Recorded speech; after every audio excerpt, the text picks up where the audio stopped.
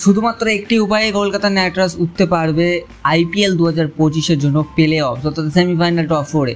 তো আমরা সেইটাই দেখে নেবো, অর্থাৎ যে পরিসংখ্যান দাঁড়াচ্ছে কোন পরিসংখ্যানে কলকাতা নাইট রাইডার্স উঠতে পারবে।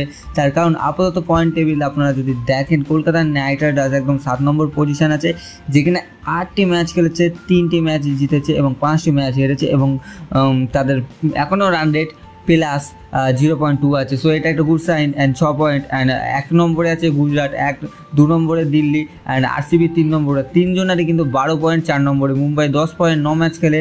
অ্যান্ড কলকাতা নাইট রাইডার্সের কাছে এখনও হাতে অনেক সময় আছে, বলতে গেলে আর 5টা ম্যাচে যদি কলকাতা নাইট রাইডার্স 5টা জিতে যায় তো কোনো কথা হবে না, কারণ 6টা ম্যাচ বাকি আছে। তো এটাই একমাত্র উপায় যে কলকাতা নাইট রাইডার্সকে বাকি ম্যাচগুলো 6টার মধ্যে 5টা জিততে হবে। তো আর কোনো উপায়ই নেই কলকাতা নাইট রাইডার্সের সামনে যে তারা সেমিফাইনালে উঠতে, কারণ 2021 সালেও কিন্তু এরকম হয়েছিল এবং কলকাতা নাইট রাইডার্স লাগাতার জিতেছে এবং তারা ফাইনালে পর্যন্ত উঠেছে।